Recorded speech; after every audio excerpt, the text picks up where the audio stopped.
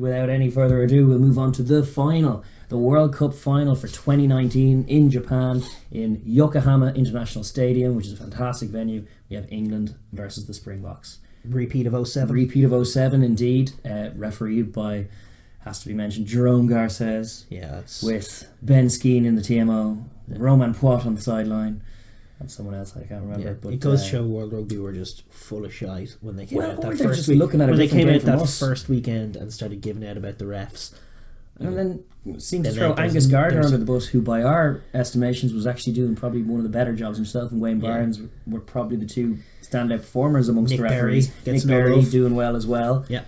Yeah, Jerome Garces getting the final is absolutely criminal by our estimations. Yeah, I mean, if performance means anything, he shouldn't have the final. He hasn't been doing a good job. He's been all over the place. His interpretation is wild at both breakdown and scrum time. Yeah.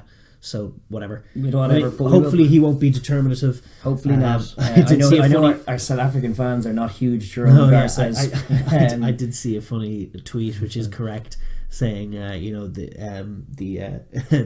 is one of two things that could happen this weekend. Either the Springboks win the World Cup, or every South African rugby fan is going to be ranting and raving on Twitter and YouTube about the French refs. Yeah, well, it's possible we can have both. But yeah, no, it's definitely a factor. It's not nice to mention it at the top of the game because there's an absolutely wonderful game of rugby to happen, but it is. And we're flagging it to not mention it again. Indeed, essentially. But yeah, Saturday, 9 a.m, England v Springboks kicks off. And it's an absolute gem. 9 a.m. Irish time. It is. And it's a gem of a game. We have Rugby Championship winners for the first time in 10 years, South Africa, Springboks, who we were saying were probably the form team coming into the comp, but England were putting on a serious vein of form coming into it as well, and they've been awesome. They've just slain the mighty All Blacks. They're coming for the Springboks next. They've been working their way through the Rugby Championship. Yeah, in the knockouts. In the knockouts, they truly have. Yeah, and actually they did Argentina. They did Argentina. So this is for a Rugby Championship slam. They didn't play a single Six Nations team the whole way through. That's gas. Because they missed their French game. That is gas. England. Yeah, it's been. It's an interesting one, as I flagged earlier in the game. It's two young, hungry sides. There's no sense of age to them in terms of the team development. Both coaches are staying on. Like, I think the South African team can go higher. I think this England under Eddie Jones is at its peak. Probably. It's as good as it can get. Razzi's, he was talking about implementing another defensive system and switching between. He's 2 years in, so he's had to do a rushed job. Yeah, a job for sure. And he's based that job off defense. And another colour of this game is the fact that it's probably the most effective defense we've seen at the World Cup versus the most devastating offense. Yeah, it's the most sophisticated, modern, brilliant offense that we may have ever seen. Yeah, against certainly, like, on the inside channel, it's just the ferocity of the forward pack, and then in the centres, the best centre partnership defensively I've ever seen in my life. In Dale Indy and and obviously just the two biggest packs and best packs in probably the game. The two biggest teams in the game. Yeah, I wonder, there might be a case the Georgians for outlining pre-tournament who actually are the two best packs, and putting a lot of money on those boys making the final. There's a truth to the forwards win games comment. It's a trope for a reason. That's it. There's good offense and defense in this as well, but the packs are both far and away have been the best in the tournament. This is it, which is why it'll be an interesting picture, because we've never seen either of these packs meet a pack like the other one. So there's potential for both of them to be shocked by that physicality that they're not used to being met head on with. They could smash into each other and there'd be no give. In terms of history, there are some records to be broken this weekend. Yeah. No side has ever won the Rugby Championship or the Tri-Nations and gone on to win the World Cup.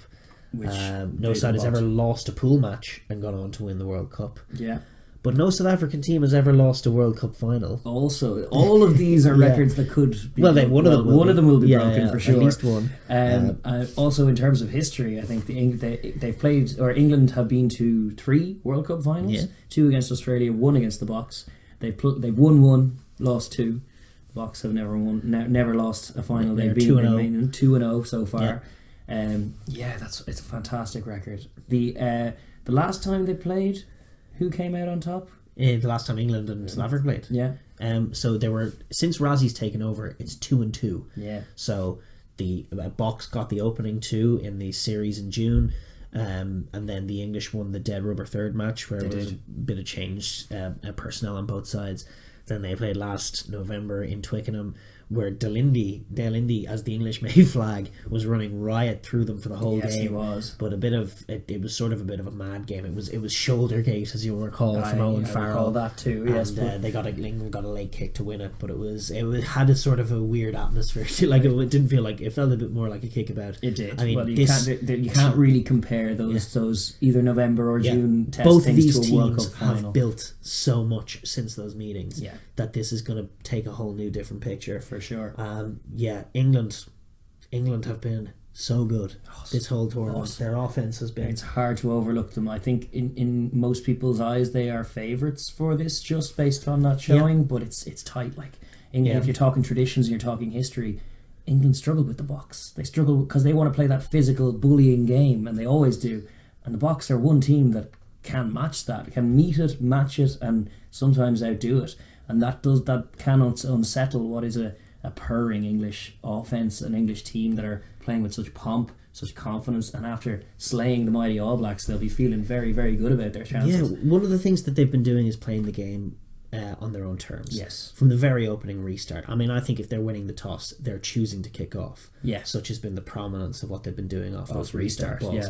They've been kicking deep against both Australia and New Zealand, kicking deep, pinning that opposition back, forcing a tough exit, setting up an offensive line out which they've pre-planned, what they're usually scoring 9 phases later. At the beginning of these games, they just get off to a flyer. They have a plan and they get off to a flyer from a set piece. That has been very much their picture. We are frustratingly shooting this on Wednesday evenings, so we don't actually have the teams, which will be announced by the time this is out Thursday morning. For sure. But one of the interesting selection dynamics is what they're going to choose to do in the centres. If they're going to go for Ford Farrell and stick with that, or if they are going to bring Slade back in. Because one thing they did play Slade for the quarter final, and the rationale we thought, which I think they cited as well, Karevi was in that 12 channel, and so they put Manu into that 12 channel to kind of nullify the Karevi threat, but also allow Slade wider to give them another kicking option, which is a different way of going, a different layout to the back line. I thought that was a Karevi based decision, but there's rationale for both of them, because Dale Indy has been brilliant this tournament. He has been causing teams handfuls, and he will fancy running in that gap between Ford and Farrell. Neither of those guys really leading the defensive line, although Farrell does have a set of balls on him and makes tackles. He does throw himself in there, but then on the other side of it, when England have the ball, there's probably a better argument for using Tuilagi to try and sit down. Phone's making noises. But there's probably a good argument for using Manu Tuilagi running those short lines and running into Am, maybe off a carry game straight up, trying to just suck him in and get him out of the defensive line, because access to the wide channels comes from beating Am. It does. That's what you got to do. You got to sit that guy down. You got to focus him on something else. Exactly. And Am is actually super clever. He's very, very disciplined at not biting in on his inside shoulder, committing to contact. He's a great inside guy in Delindy on his inside. He's just got a guy who's going to make tackles for days. And so he gets out of the line, he shuffles guys into Delindy and makes sure that the outside isn't got. And then when he has a chance to wrap you up, he'll do it. So for England beating him, Tuilagi at 13, I'd probably like a little more than anything. Just getting him to sit down, but then obviously there's that defensive concern if you do that. It's a tough toss-up. I don't know. They may persist with Ford Farrell just because they did so well for the All Blacks. They'll try and play their game again. And you're right in saying they have been playing it on their own terms. And I think their own terms, they do prefer to have Ford Farrell in there. They like to have that wide option. It gives them a good width and multiple shapes. Like you saw it in the first, I think it was the first offensive set they had in the game against the All Blacks last week, where at one point they had a ruck on the right-hand side. And it was just a lovely wide shot that illustrates that absolutely stellar England attacking shape, where there were around 4 pods stretched all across the line, and a winger out the other side with a fullback. And you're just like, what a formidable sight of massive runners, massive men, and pace and quick ball, and such deceptions. Like, Am has, you're right, been displaying unreal intellect on the other side of the ball and snuffing out offences. But he'll never have come across a shape like this before. It's so deceptive, and they're so big, like you can't ignore them. That's the thing. And the key is to put a bit of footwork on the narrow carries, win those collisions, get quick ball, don't let the box get in on you, don't let the box wrap you up. move it quickly, and stand just that little bit deeper. I think Japan showed that even in the bits that they got off against the box. In that channel, just being a bit deep. You got to be that bit deeper when you're playing the box, and that also opens up the kicking option, because that is a real part of their game as well, where they can get on those kicks in behind if Mapimpi is coming up flat. Getting in is a bit ropey. They will fancy testing Leroux. Faz will definitely fancy testing. They mix it up, man. They mix it up. They probe everywhere, England. But they do like to play these things at their own terms, and they do like to own, more than anything else, I think they like to own the territory game. They really do. They don't like playing in their own half. They love spending large parts of the game in the opponent's half. Indeed. And that's the kind of picture that they're going to be trying to paint with the ball, moving the box around, attacking that space when it's there, trying to get outside arm is a key picture, making sure that they're on top of those collisions against that marauding Bok pack.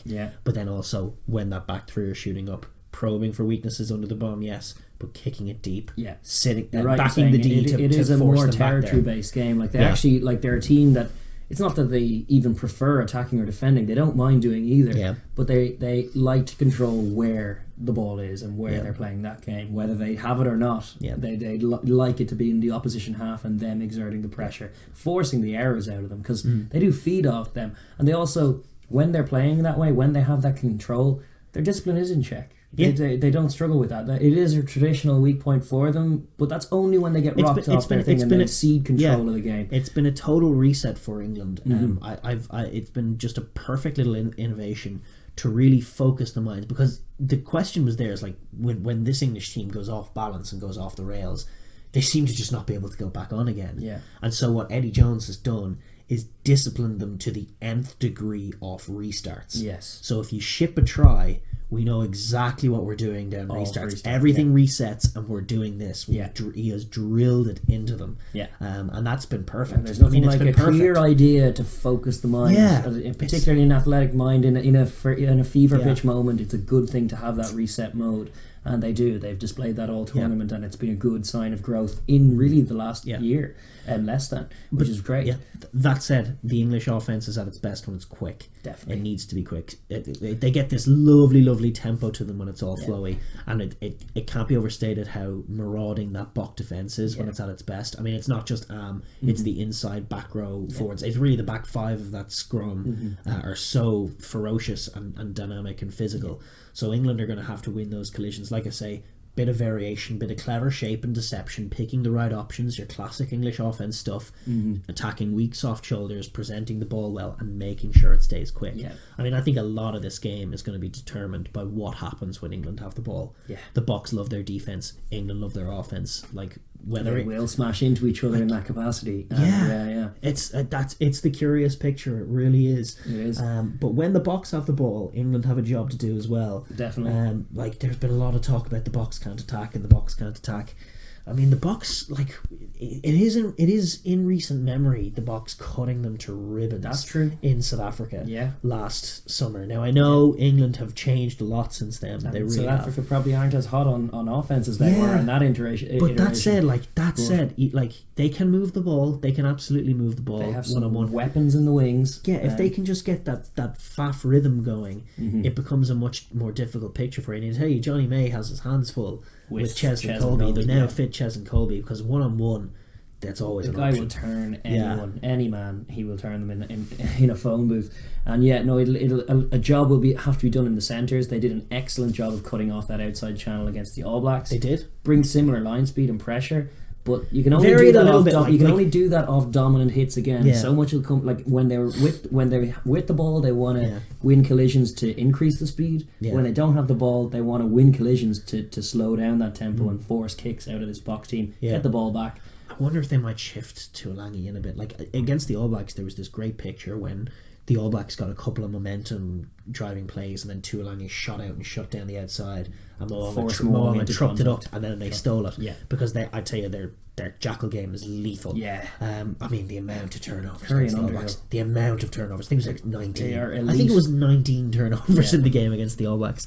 Just incredible. But the Boks are more game for that. Like, if you shoot on the outside and force them inside, that's kind of where they want to go anyway. There's more of a sense that it's not a sense of trapping them in the contact. Like, they do like the contact. They do. Even Pollard, their 10, likes the contact, probably a bit more than a 10 should. Yeah. Like, he is probably not as advised to go trucking it up. Colby is the only one who actively avoids contact. Yes. Yeah, but Billy does somewhat too, as well, to be fair. He'll probably kick it away from the contact more often, sometimes loosely. But yeah, like, it's less of a smothering tactic against the Boks, because they will reset with plays off 9, and like you say, that fast tempo of big runners, and you need to be game for chopping them. They probably need to adjust their technique and go a little lower. Like, they were upright and dominant in their hits against the All Blacks. Underhill is ferocious. Underhill got some ferocious tackles off, but he may get he's not picking up Eben Etzebeth and throwing him on the dirt. Yeah, I like Underhill is one of my favorite players right now. He's not going to pick I say right now, he won't pick Eben Etzebeth. He might do. He won't pick Eben Etzebeth up and throw him on the dirt. Yeah. So you got it like the Welsh would, chop low, but then get in on the ball, make it slow, make it stymieing. And if they can win those contacts, if they can slow everything up, then you force the Boks to kick loosely. You do. And that's like, the Boks kicking game is a lot better when it's done on the Boks terms, like anyone's team kicking game. If they can get a bit of go forward, if they can see Watson shoot up, that's kind of the picture that they're looking for. Get it in deep over their head, giving a little bit of their own medicine. But if they're going backwards off a few contacts, they will kind of go, ugh, this attack isn't working, I'd rather defend and just bomb the ball away. Which is unique to them in many ways. Like, they really do like hitting people either way, and if they lose a few contacts with the ball, well, then we'll try and win a few without. Indeed. But that's what England are trying to force when the Boks have the ball. Kick it away, by all means. Yes. So that's definitely the English picture.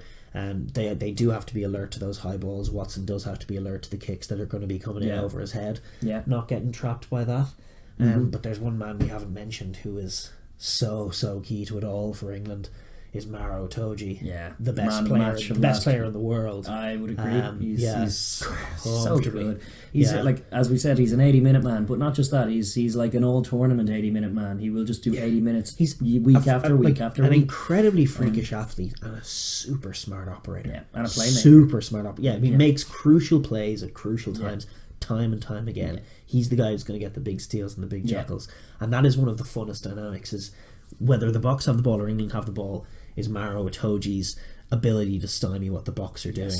And I think we're going to get a good picture of that at maul time off set piece and at line-out time. Is anyone going to be able to spoil that maul? The Springbok maul is fearsome. Remember that 50-metre maul against the Japanese, who were powerless to stop beautiful things in the whole tournament. But one of the other most beautiful things in the whole tournament was Maro Itoje front crawling his way through the whole maul, grabbing the ball, and Aaron Smith trying to grab it off him and going flying back, because he just wasn't getting it off him. And that is just, like, in terms of knowing what's going to happen, I don't. But it's a really, really high level matchup. It is worthy of a World Cup final. And it will be decided around the fringes, in the trenches and on the fringes. Like as much as you'd like to talk Villy LaRue or Elliot Daly on the other side, or Watson on one wing, Colby on the other, I really think it's not decided there. These are two massive teams, massive packs, who are going to run into each other on either side of the ball. And it's so much is going to be dictated by who dominates that, or if anyone does. Because England, we haven't really seen all tournament some team knock them off their rhythm. When they're in rhythm, they're near unstoppable.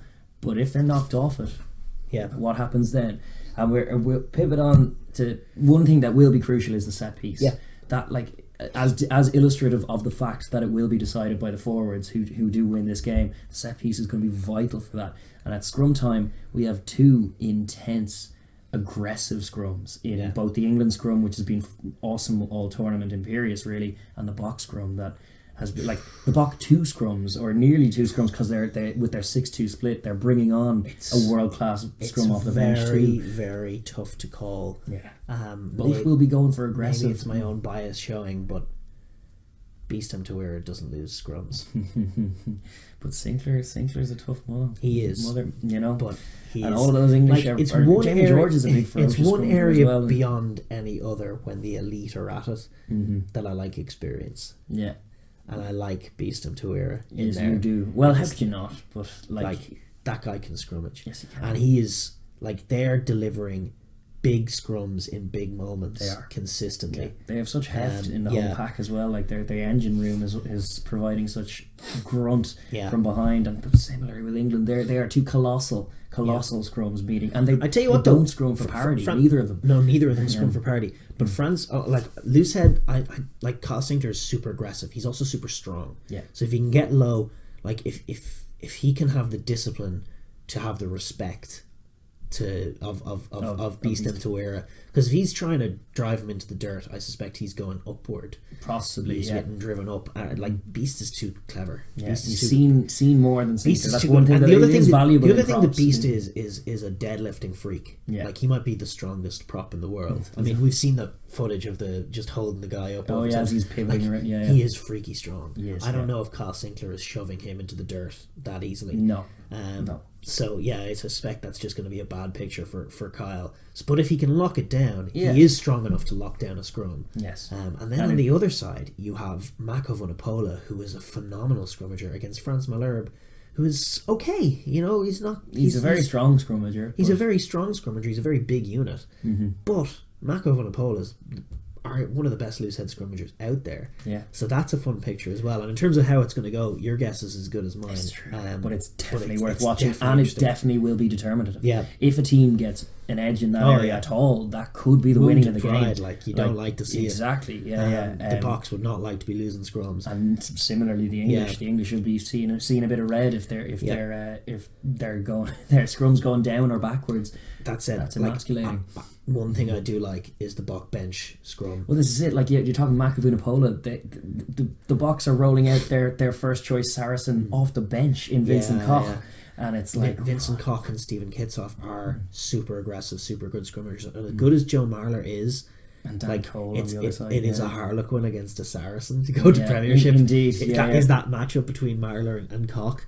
So yeah, there's definitely that. I think the Bok bench. I think we're going to be going back to that in terms of in the forward pack, the Bok bench. Yeah, so it means the last 20 minutes, and if England can have a lead at that time, it may not be as impactful. But if the game's in the balance and that Bok bench comes rolling on, that's why George Cruz's performance is going to be so massive. I mean, they're keeping him on the bench despite him being probably good for a start. Yeah, just for that explosive presence, and some of that line out spoiling in terms of spoiling the maul. Yeah. He's actually very technical at maul time. I love his work in that area too.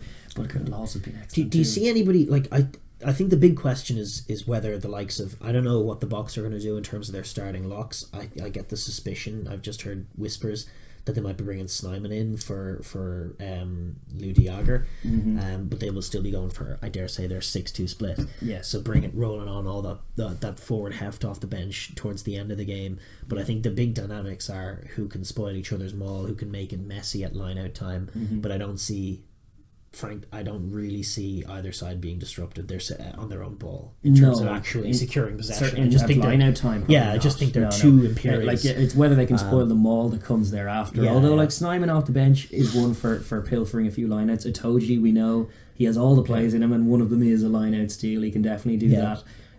But it would require a bit of sloppiness on the other team's part, which we just haven't really seen all tournament long from either of them. They've been efficient at line out time throughout. Restart, however, is an edge I give to the English. Restart has been so good. Restart has been the English best set piece. Like they're kicking off deep and forcing sides to exit and setting up an offense. And then conversely, dealing with their fielding and exiting perfectly off opposition restarts as well, which is it's a double-edged sword. And the Springboks, we flagged it last week. It's like their one lingering hangover from the previous years. Occasionally caught napping at restart. That's it. We have not seen that this tournament, but they haven't been tested the way England have been testing people off restarts. Well, so we know what England are going to do. They're going to hurl it deep. They're going to fly out the line. They're going to pin the opposition to the corner. They're going to hope to get a faf box kick, which will lead to a line out. Yes. And I actually think they're going to get that. Yeah. They're going to get everything that they want out of that. I think they're going to kick it left to Faf's unfair. He's right-footed, isn't he?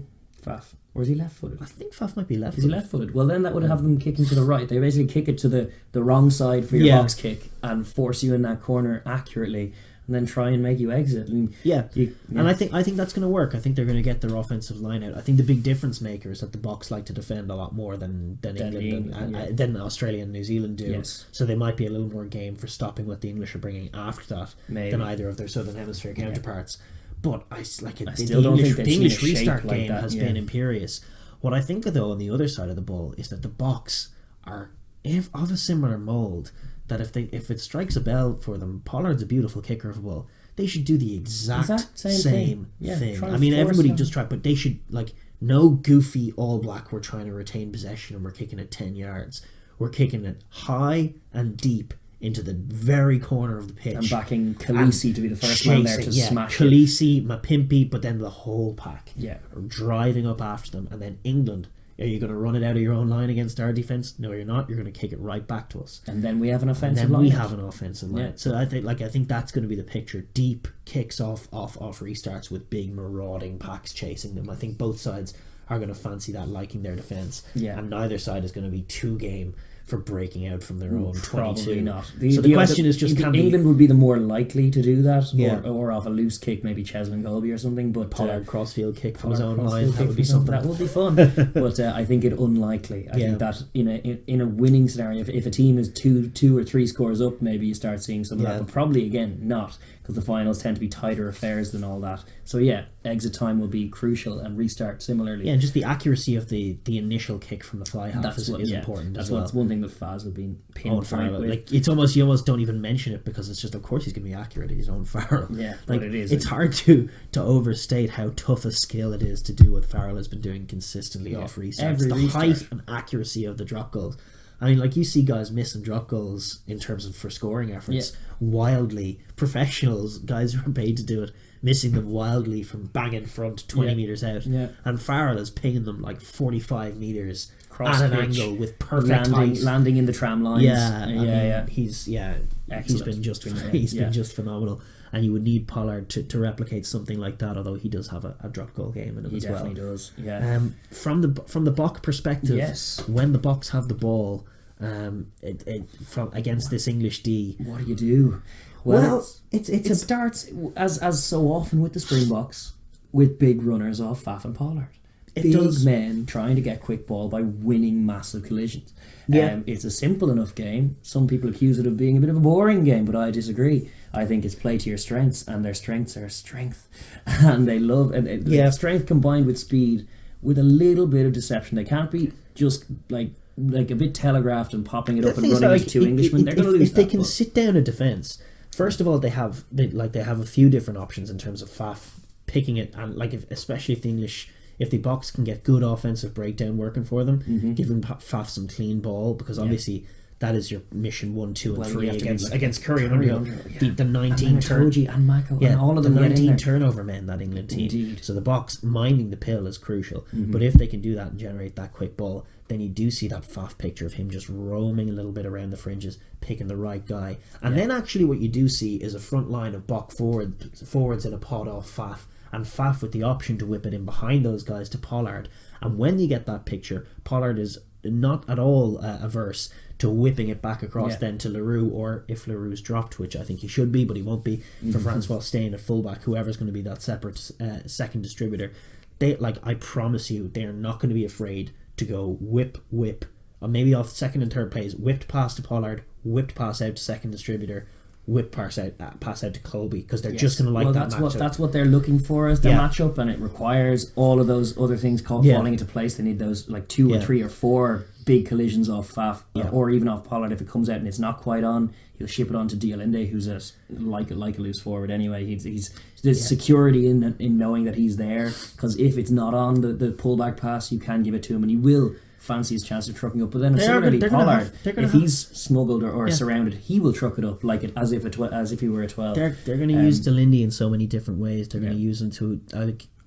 If George Ford is at 10, they're going to be. I'd be sending Diolinde the whole day. Diolinde / Dwayne Vermeulen. Yeah. That said, the English may be hiding forward, but hiding forward might not be the most profitable thing either, because then all of a sudden he's going to have to cover Cheslin Colby. But the big dramatic question mark is what is going to happen when Etzebeth runs into the English defence, and is he going to just do what he has been doing and go forward and win a contact and drive that extra bit? Is he going to have Curry low and a Toji high and I mean, that's it's tough to say. You'd like to think that the Boks are going to put a bit more deception, a bit more footwork into what they're doing, having Faf choose from a number of different options, getting maybe Dwayne Vermeulen and Etzebeth running in different directions. One of the things that I love so much about what England do is that Billy Vanapola and one way, Toji the other way, and then Sinclair gets the ball and you're just bewildered. That's why the English offense is so damn good. And you need Faf bringing a bit of that Faz distribution to the game from in those narrow areas for sure. But essentially this is a physical contest, and while it does it's involve hard a to bit look of past the deception, collision zone. Yeah, it's massive. Look at the first 20 minutes and look at the collisions, not just hits, collisions that are going to be happening, because they will be ferocious, and I'm sure there will be wins and losses on either side in terms of that. There will be dominant hits on either side with either side of the ball. Like that's what we talked about last week. Like who's going to get on top of the kicking game? That's going to decide it. And then the kicking game was between South Africa and Wales was stalemated. Yeah. And then it was just became a stalemate. Yeah. And you could see something like that here, where each side is getting their own plays off. Penalties are coming either way, and it's ticking along without any side being dominant, which is, I guess, what you really want. And then it becomes about who's going to make the winning play. Yes. Where your Tojis and the like come into it. Well, this is it. Yeah. And then the other thing to the Boks with the ball that is imperative and a huge part of their identity is just that kicking game. Yeah. Can they paint the picture of, like, the Faf box kick? I don't love. I think they're ready for it. I think referees aren't reffing the block.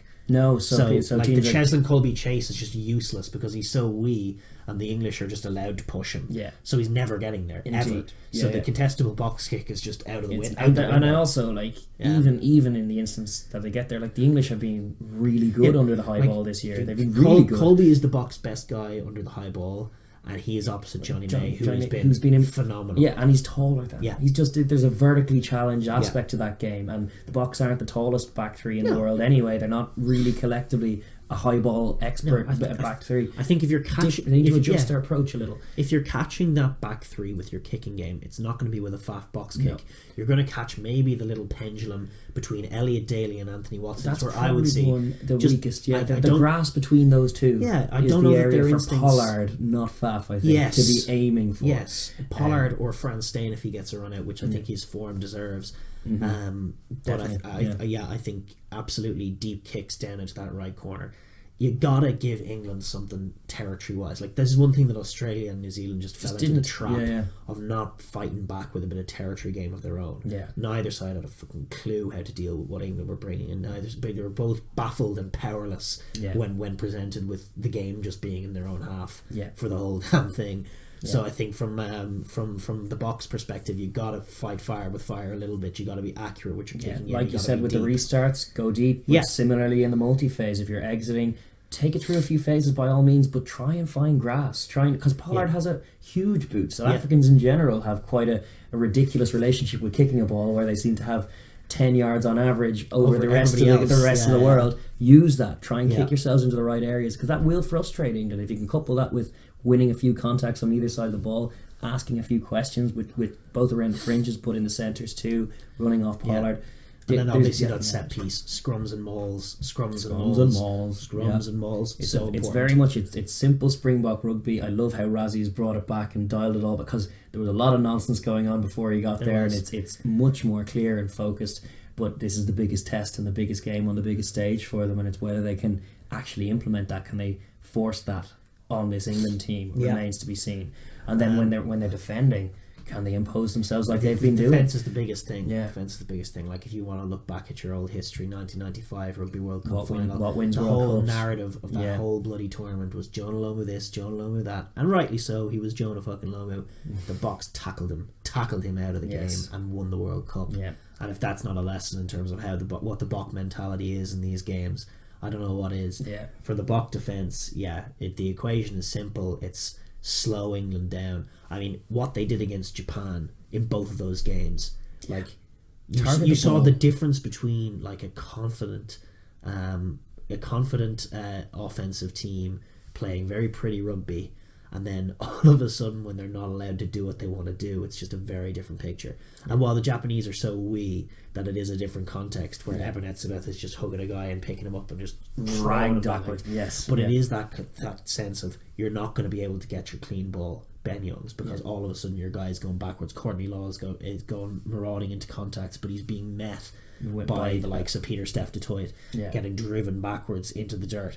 Like, Boks wrapping the ball and driving forward, getting that leg drive going, that powerful, almost wrestling-esque defence that they can get. That does the contacts almost happen in slow motion, where they initially hit a guy, stop him, drive him, deck him, and the whole offense is stopped and slowed. And that is your plan. That's how like we've seen it. Wales have done it twice to England this year. Yep. And this England team do get upset when that ball gets slowed up, stuffed, when they get caught in choke tackles. Billy V getting wrapped up because he's trying to get the leg drive and get the hands free, but then suddenly the hand isn't free, the ball's wrapped up, and down you go.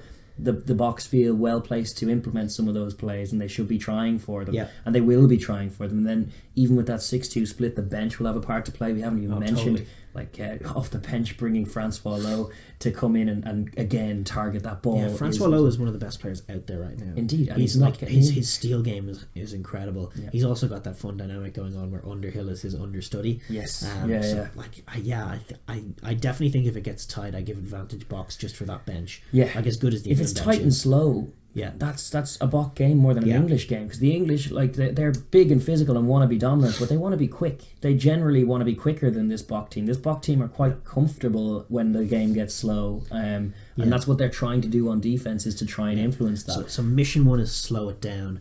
Mission 2 is deal with the deception. Yeah, and that's Am's purview really more than a lot of it, because when it gets wider, that's where the deception really comes in. To be honest with you, it's Am and Delindi. Yeah, they've been working as an axis this year in terms of, and they've been getting narrow when they need to get narrow, and they've been getting wide when they need to get wide. They've been at a pendulum in and of itself, moving and in tandem, working with each other to shut down and read what other offenses are doing. But England are so damn sophisticated. This is it, and that's the thing. It's like tough. It is tough. It's tough to even call. I don't know. Yeah, you could be seeing for the first time ever, looking around bamboozled, because that England shape I do rate. We've not seen it, but we also are saying this England shape is something unique that we haven't seen in the game before. What's more likely, if it's going to be broken up, I think, is you've got your standard screen ball, you've got your multi options, you've maybe got a Toji running on an inside, Billy V running a short ball, and a guy on the outside, and you've got Am going, right, if he throws this outside ball, I got him. Yeah, I've got, who do I have? I've got C. Khaleesi here on my inside looking after Billy V,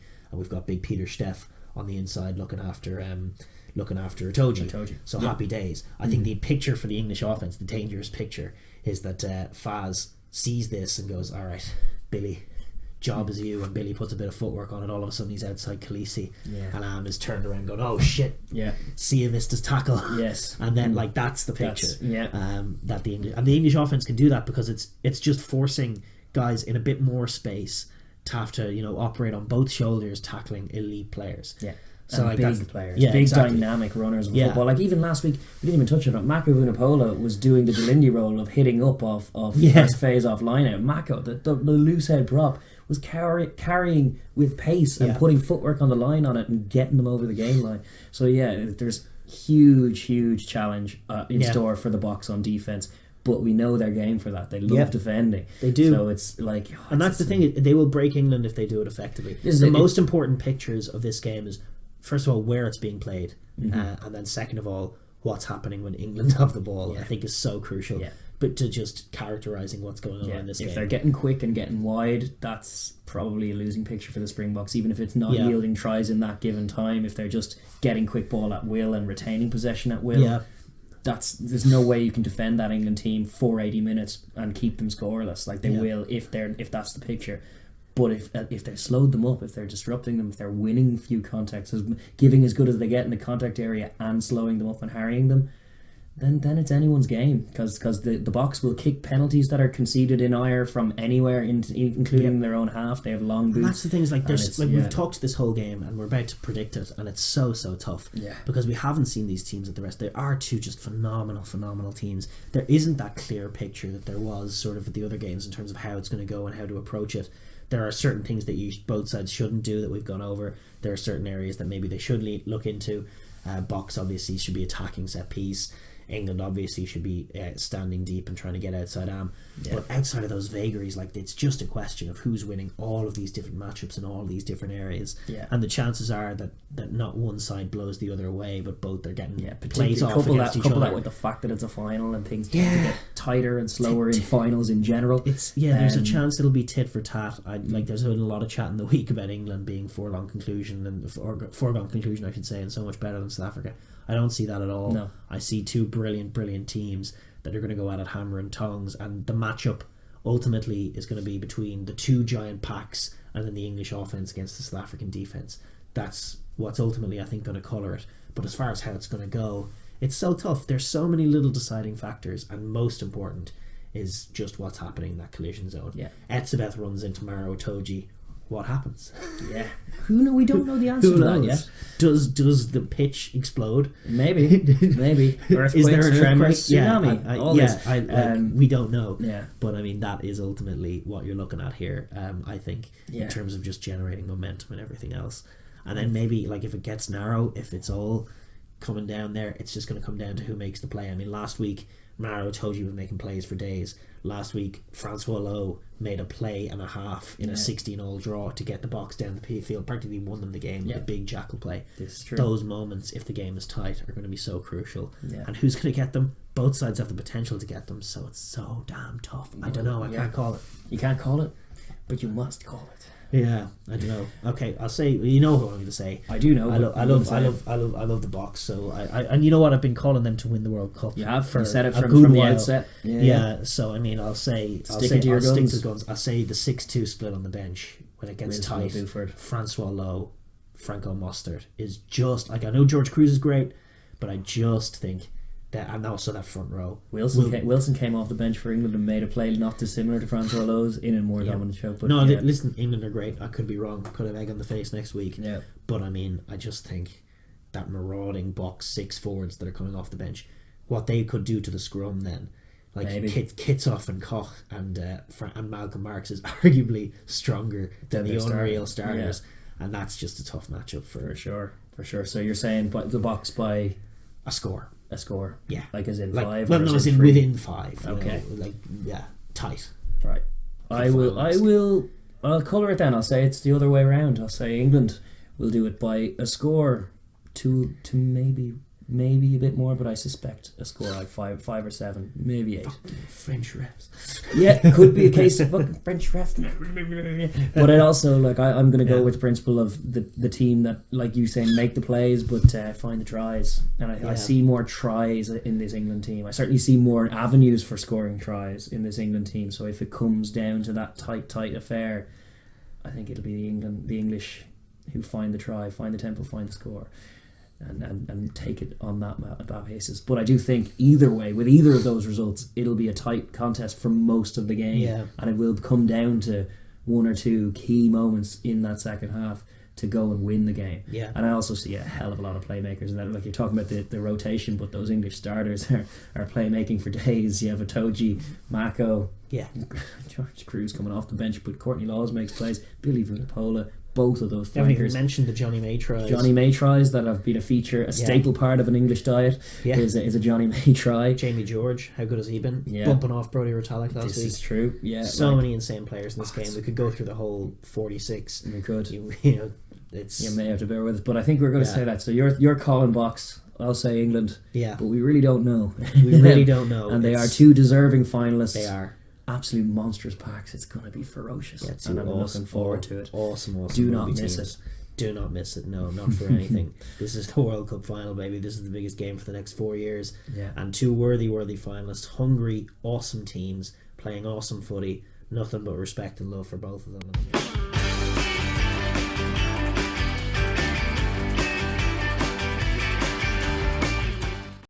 Thanks so much for tuning into the Overlap Rugby Podcast World Cup content.